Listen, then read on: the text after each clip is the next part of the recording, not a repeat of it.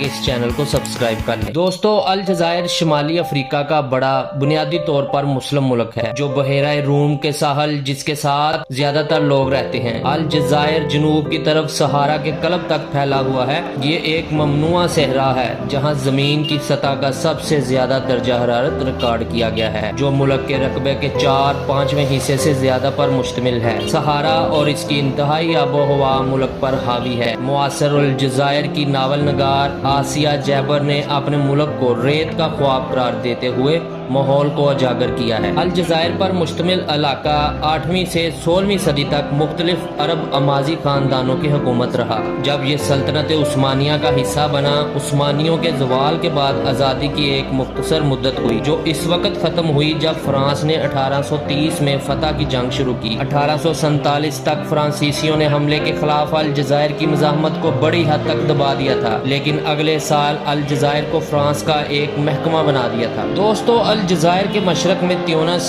اور لیبیا کی سرحد ہے، جنوب میں نائجر، مالی اور موریتانیہ، مغرب میں مراکش اور مغربی صحارا، اور بحیرہ روم کے شمال میں یہ ایک وسیع ملک ہے۔ افریقہ کا سب سے بڑا اور دنیا کا 10واں بڑا ملک ہے۔ دوستو، الجزائر کا سب سے بڑا دریا شیلف ہے۔ الجزائر میں موسم گرما کا درجہ حرارت عام طور پر دوپہر کے وقت 38 سینٹی گریڈ سے اوپر ہوتا ہے اور رات کے وقت تقریباً 10 سینٹی گریڈ تک گر جاتا ہے، جبکہ سردیوں میں یہ دن کے وقت تقریباً 16 سینٹی گریڈ تک ہوتا ہے، رات کو تقریباً -2 سینٹی گریڈ تک گر جاتا ہے۔ دوستو، الجزائر ملک میں بارش 100 سے 400 ملی میٹر تک ہوتی ہے۔ ملک کا 3/4 سے زیادہ حصہ نسلی طور پر عرب ہے، حالانکہ زیادہ تر الجزائری قدیم امازی گروپوں کی اولاد ہیں جو عرب مشرق وسطیٰ، جنوبی یورپ اور سب سہارا افریقہ کے مختلف حملہ آور لوگوں کے ساتھ گل مل گئی ہے۔ 8ویں اور 11ویں صدیوں میں عرب حملوں نے خطے میں صرف محدود تعداد میں نئے لوگ لائے، لیکن اس کے نتیجے میں مقامی امازی آبادی کی وسیع عربائزیشن اور اسلامائزیشن ہوئی۔ دوستو، 1990 میں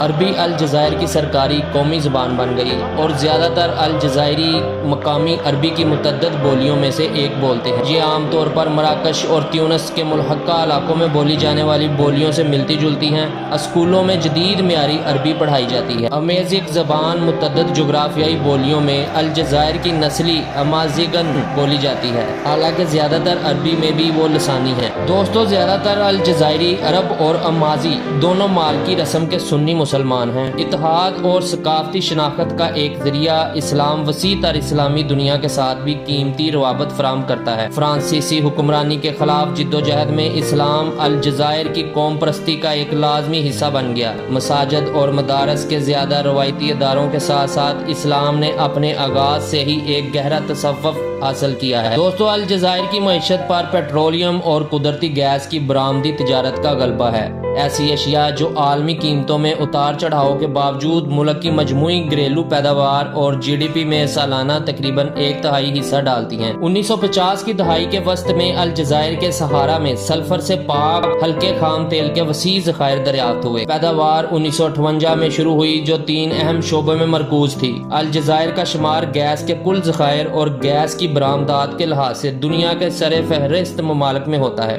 دوستو، اس گیس میں میتھین کی مقدار 80% سے زیادہ ہے اور اس میں ایتھین، پروپین اور ہیلیم بھی شامل ہے۔ دوستو، آزادی سے پہلے مینوفیکچرنگ کا شعبہ بنیادی طور پر فوڈ پروسیسنگ، ٹیکسٹائل، سگریٹ اور کپڑوں تک محدود تھا، تاہم 1967 کے بعد سے بنیادی زور بھاری صنعت کی طرف منتقل ہو گیا۔ ریاستی اسٹیل کارپوریشن نے مثال کے طور پر 1970 کی دہائی کے اول میں انابا میں اپنے بڑے الحجر اسٹیل ورکس کمپلیکس کو مکمل کیا اور عضویت میں العبد کان کے قریب زنک الیکٹرولیس پلانٹ تعمیر کیا۔ گھریلو استعمال کے لیے تیار کردہ زیادہ تر اسٹیل مشین ٹولز، ٹریکٹرز، زرعی آلات، بسوں، ٹرکوں اور آٹو موبائل کے لیے مختص کیا جاتا ہے۔ دوستو، عملی طور پر الجزائر کی تمام غیر ملکی زر مبادلہ کی آمدنی پیٹرولیم اور قدرتی گیس کی مصنوعات کی برآمد سے حاصل ہوتی ہے۔ یہ دونوں بڑھتی ہوئی شرح سے مقامی طور پر بہتر ہوتی ہیں۔ دیگر برآمدات میں فاسفیٹ، سبزیاں، کھجور، تمباکو اور چمڑے کی اشیاء شامل ہیں۔ دوستو، آزادی کے وقت الجزائر کو 9 آبادیاتی عدالتی ادارے وراثت میں ملے جن کا وسیع پیمانے پر مسلمان الجزائر کے پاس تھا، جو 9 آبادیاتی اختیار کو برقرار رکھنے کے لیے قائم کیا گیا تھا۔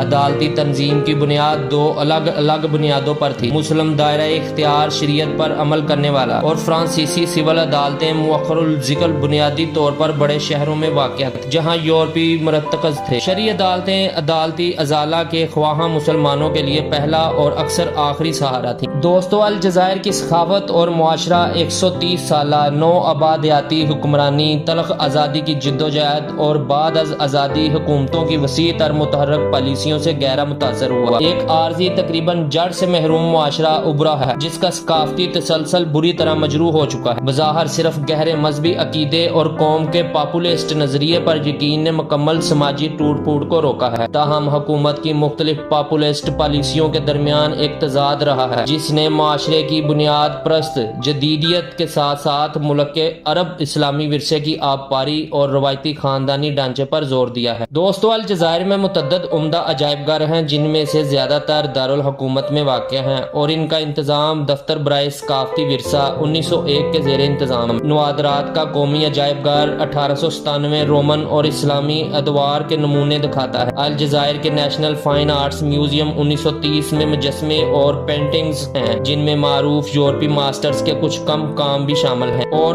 بارڈو میوزیم 1930 تاریخ اور نسلیات میں مہارت رکھتا ہے۔ زیادہ تر دیگر ثقافتی ادارے بھی الجزائر میں پائے جاتے ہیں جس میں الجزائر کے نیشنل آرکائیوز 1971، نیشنل لائبریری 1835 اور الجزائر کی تاریخی سوسائٹی 1963 شامل ہیں۔ دوستو، الجزائر کے لوگ فٹ بال، ہینڈ بال، والی بال اور ایتھلیٹکس سے لطف اندوز ہوتے ہیں۔ الجزائر کے کھلاڑیوں نے 1964 سے اولمپک گیمز میں حصہ لیا ہے۔ انہوں نے باکسنگ میں تمغے جیتے، لیکن ان کی بڑی کامیابی درمیانی دوری کی دوڑ کے شعبے میں رہی ہے، خاص طور پر 1500 میٹر کا ایونٹ جسے الجزائر کے رنرز کئی بار جیت چکے